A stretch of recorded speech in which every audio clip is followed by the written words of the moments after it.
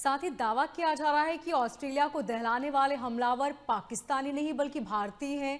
Indian passport पर दोनों Philippines गए थे। इन दावों में कितनी सच्चाई है? देखिए, ये जो मसला है ना, ये बड़ा हो गया। बड़ा अच्छा आपने प्रश्न उठाया और ये हमारे दर्शकों को क्लियर करना बहुत जरूरी है।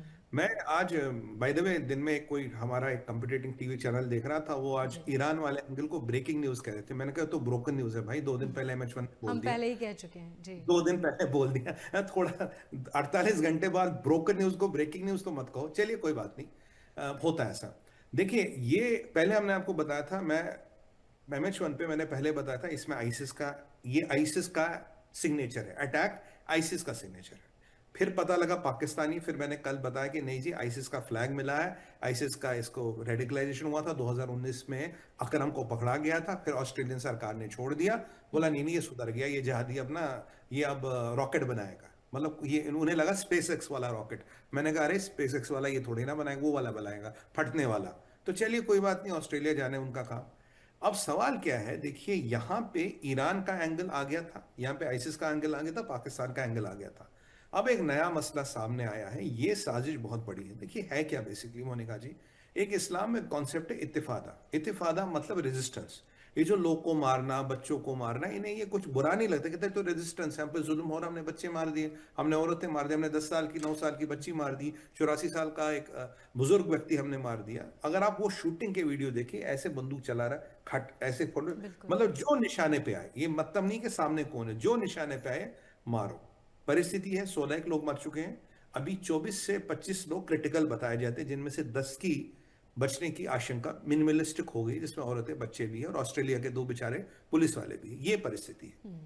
अब कहानी क्या होती है, जब ये बातें होती है तो ये बाप बेटा थे। इनकी माता जी कल कह रही थी हमें तो बताया वो मछली पकड़ने गए थे। मैंने कहा मछली पकड़ते पकड़ते मन किया कि 100-200 यहूदियों को मार दे। और ये जो फंक्शन था ये टोटल यहूदियों का था, इसमें करीब 1000 से ज्यादा लोग जमा हुए थे। ये हमें पता था। अब सिचुएशन में नया टर्न आता है कि ये जो अकरम है और साजिद है, बाप साजिद जो मर गया, बेटा अकरम, ये गए थे जी फिलीपींस।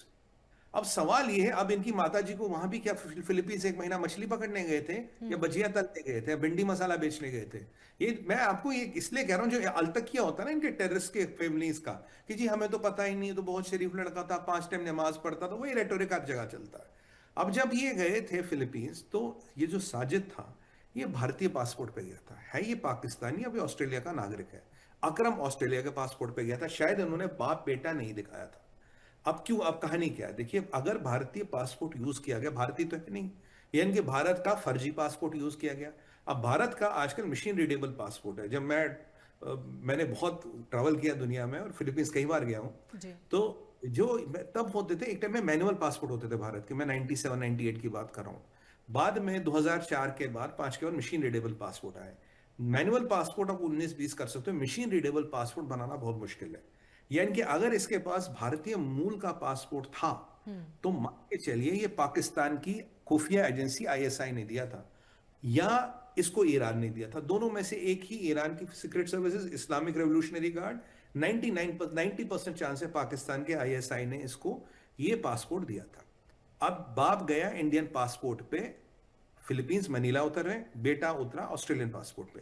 अब फिलीपींस क्यों, फिलीपींस के साउदर्न साइड में जाएंगे तो एक वहां पे संस्था है अबू सयाफ। अबू सयाफ एक जिहादी संस्थान है, जबकि फिलीपींस में मुसलमान आबादी बहुत कम है, 2-4% है। मैं जब फिलीपींस जाता था तो हमें मना करते थे साउथ साइड में मत जाना। हम कुछ US आर्मी के साथ काम करते थे, हमें मना करते थे साउथ साइड में जाना, क्योंकि वहां अबू सयाफ का अच्छा खासा पकड़ था।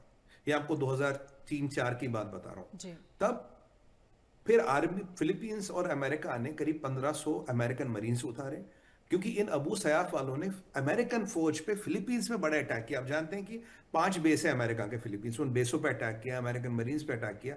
इतना तंग आ गया अमेरिका, अमेरिका और फिलीपींस ने एक जॉइंट फोर्स बनाया और इनके काफी आतंकवादियों को मार गिराया। अब अबू सयाफ पूरा खत्म नहीं है, ऐसा माना जाता है 50-100-150 जहादी अब भी कहीं ना कहीं उन गांवों में छुपे हैं साउदर्न फिलीपींस के। और ये दोनों बाप बेटा वहां गए थे।